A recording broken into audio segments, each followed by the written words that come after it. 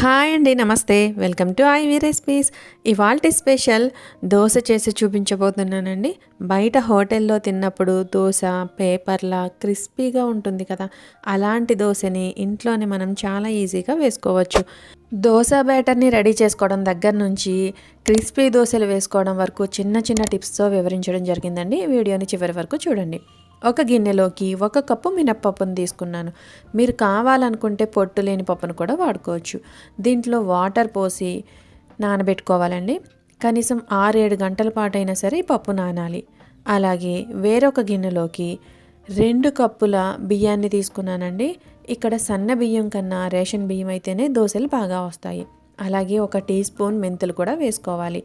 ఈ బియ్యాన్ని 2-3 సార్లు బాగా వాష్ చేసిన తర్వాత మళ్ళీ నీళ్లు పోసుకొని దీన్ని కూడా 6-7 గంటల పాటు నానబెట్టుకోవాలి. మనం బియ్యం పప్పు 2 ఒకసారి నానబెట్టేసుకోవచ్చు.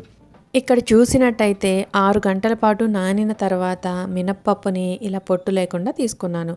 ఇందులోనే వాష్ చేసిన బియ్యాన్ని కూడా వేసేసుకోవాలి. పిండిని గ్రైండ్ చేయడానికి 1 పావు గంట ముందు ఇలా పావు కప్పు మరమరాల్ని మనం ఇందులో వేసుకుని నానబెట్టుకోవాలి. 1 పావు గంట నానితే సరిపోతుందండి. తర్వాత వీటన్నింటినీ కలిపి మనం మిక్సీ జార్లో వేసుకోవాలి. మొత్తం ఒకేసారి కాకుండా 2-3 బ్యాచ్ల్లో వేసుకోవచ్చు. సరిపడా వాటర్ కూడా పోసి దీన్ని మెత్తని బ్యాటర్లా మనం గ్రైండ్ చేసుకోవాలి. ఇలా మిక్సీ పట్టుకున్న పిండిని ఒక గిన్నెలోకి తీసుకోవాలండి. ఇలా మొత్తం పిండి అంతటిని ఒకే గిన్నెలోకి తీసుకుని ఇది మొత్తం ఒకసారి కలిసేటట్టు మనం గరిటెతో బాగా కలుపుకోవాలి. ఇక దీనిపైన మూత పెట్టేసి కనీసం 6-7 గంటల పాటు అయినా సరే పులవనివ్వాలి. అది వింటర్ సీజన్ అయితే. సమ్మర్ అయితే ఒక 4 అవర్స్ పాటు ఉంటే సరిపోతుంది.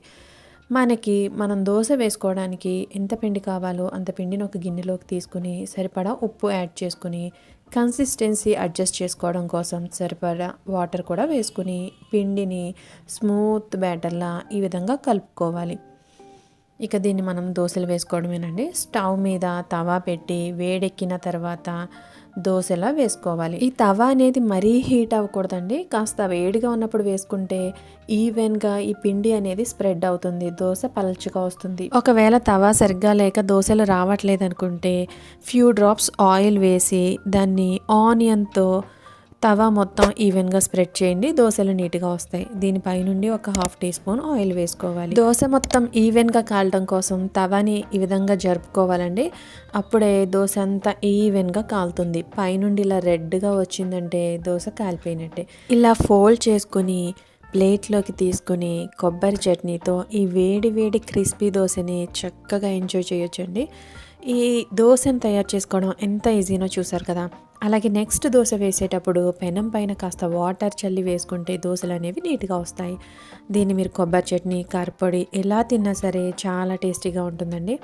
మరి మీకు ఈ రెసిపీ కనుక నచ్చినట్టయితే తప్పకుండా ట్రై చేయండి. అలాగే నా వీడియోని లైక్ చేసి షేర్ చేసి కామెంట్ కూడా చేయండి. మరిన్ని వీడియోస్ కోసం నా ఛానల్ని సబ్స్క్రైబ్ చేసుకోండి. Thank you for watching.